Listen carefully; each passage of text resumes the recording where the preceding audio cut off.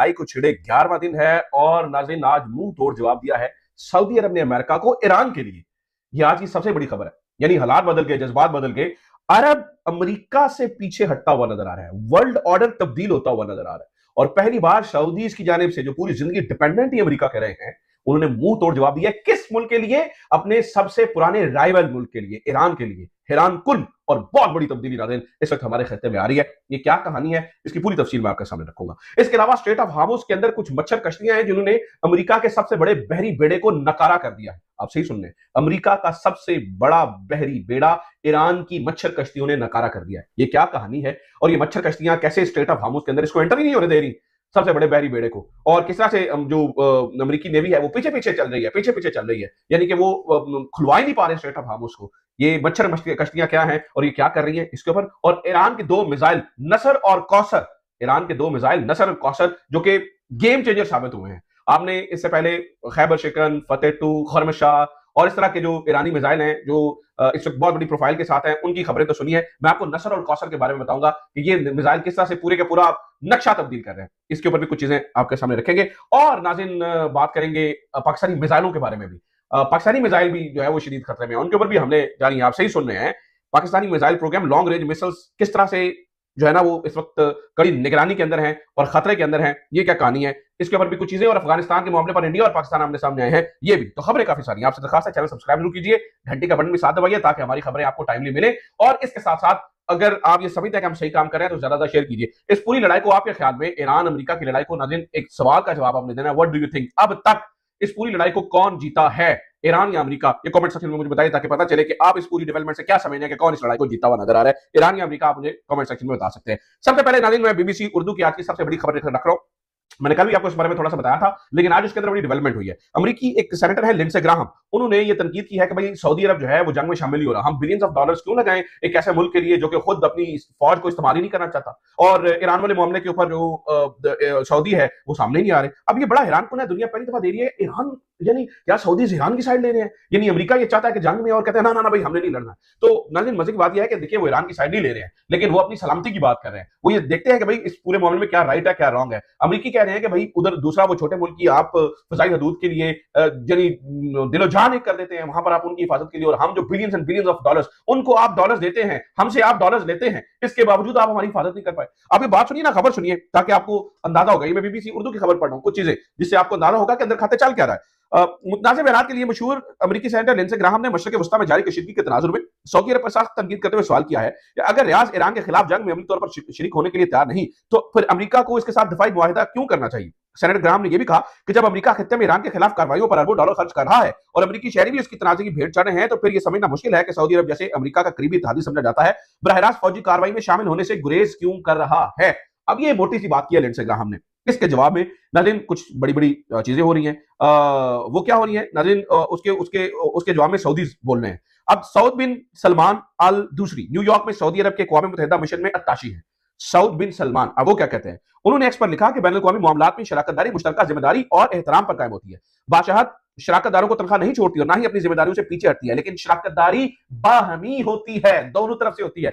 Saudi किसको जवाब दे रहे हैं? अमेरिका को। कहां पे बैठकर? न्यूयॉर्क में। वो कहते हैं जी शराकतदारी बाहमी होती है। सऊद बिन सलमान ने यह भी कहा कि सऊदी अरब अपने मफादात को वलीन तरजीह देता है।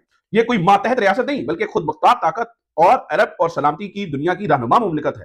रियाज ने हमेशा इस बात पर जोर दिया है कि सफारतकारी को तरजीह दी जाए और सिर्फ जरूरत पड़ने पर ही दबाव डाला जाए और ताकत सिर्फ उस वक्त इस्तेमाल की जाए जबकि बिल्कुल नागुजीर हो। लेकिन पहले तो ये खबरें चलवाई गई कि सऊदीज ने ईरान पर हमला करवाया, आपको पता, बड़ी बड़ी अखबारों ने लिखा। फिर ये चलाई गई कि भाई सऊदीज ये चाह रहे हैं। फिर ये चलवाई गई कि सऊदीज के ऊपर हमला जो है वो वहां से हो रहा है, जनाब ईरान करवा रहा है। ईरान ने काम तो करवा नहीं रहे हैं। और अंदर में नाज़रीन एक बहुत बड़ी अपडेट ये सामने है, अब ये भी जरा थोड़ी सी आप बीच में बात दे दीजिए। इस पूरे मामले में भारत भी जो है ना वो कूदता हुआ नजर आया।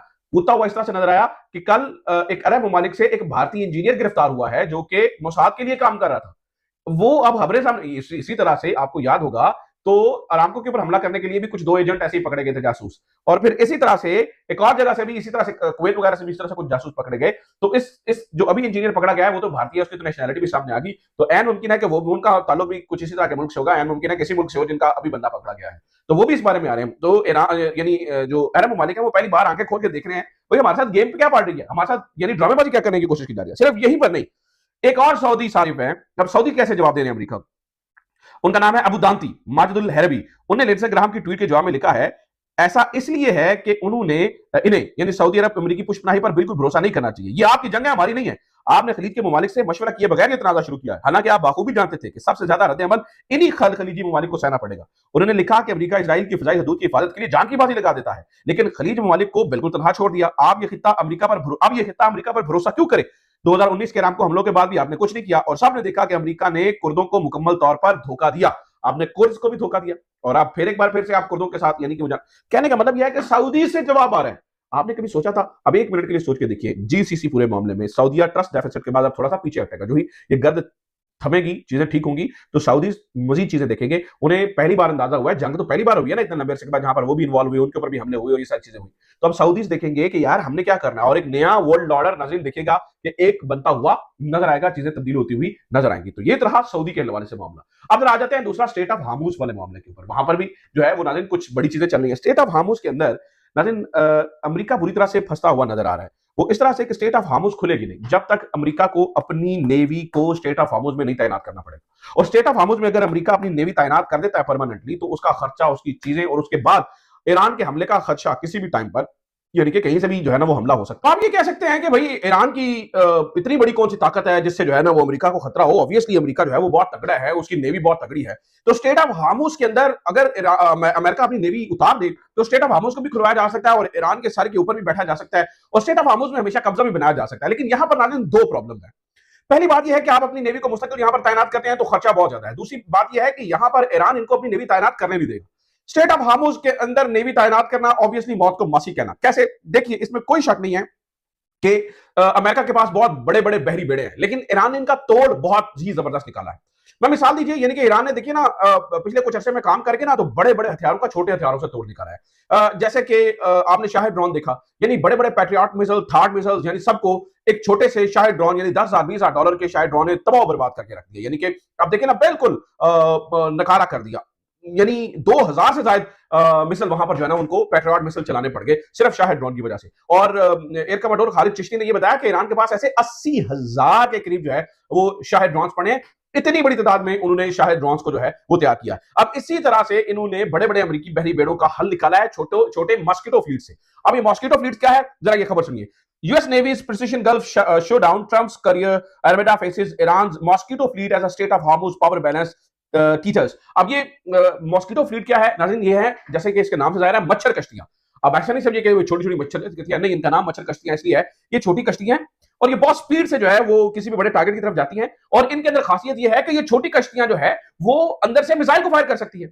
और इन कश्तियों के अंदर लगे हैं दो किस्म के मिसाइल, एक नसर और एक कौसर। ये दो कौसर और नसर मिसाइल नाज़रीन ये शॉर्ट रेंज बड़े जबरदस्त सटीक निशाने वाले मिसाइल हैं जो कि नीचे उड़ते हुए जाते हैं और जिनको ऑब्वियसली उस तरह से डिटेक्ट करना, इंटरसेप्ट करना मुश्किल है, बहुत मुश्किल है।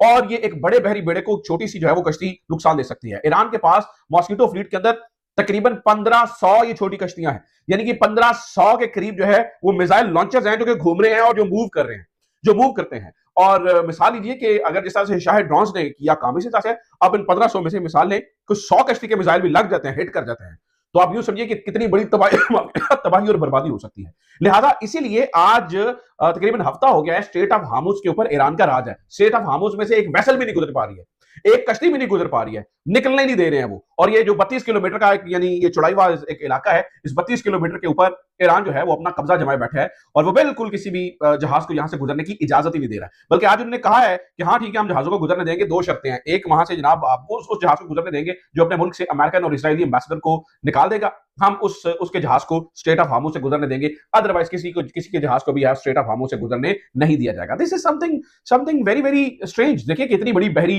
जो ताकत है वो मुकाबला नहीं कर पा रही है ईरान का स्टेट ऑफ हार्मूज के अंदर, उसकी वजह मॉस्किटो फ्लीट है। इसी तरह से नाज़रीन तीसरी खबर जैसे कि मैंने आज आपको बताया वो पाकिस्तानी मिसाइलों के बारे में है। 2024 के अंदर पाकिस्तानी मिसाइलों यानी लॉन्ग रेंज पाकिस्तान के बैलिस्टिक मिसाइल को बनाने वाली 4 बड़ी कंपनियों के ऊपर सैंक्शंस लगी थी। उनके अंदर ये मेरे सामने पड़ी है, एक जो है वो national development complex, Akhtar and Sons और दो और कराची की कंपनियां थी जिनके ऊपर अमेरिका, ये बाइडन के दौर में हुआ था।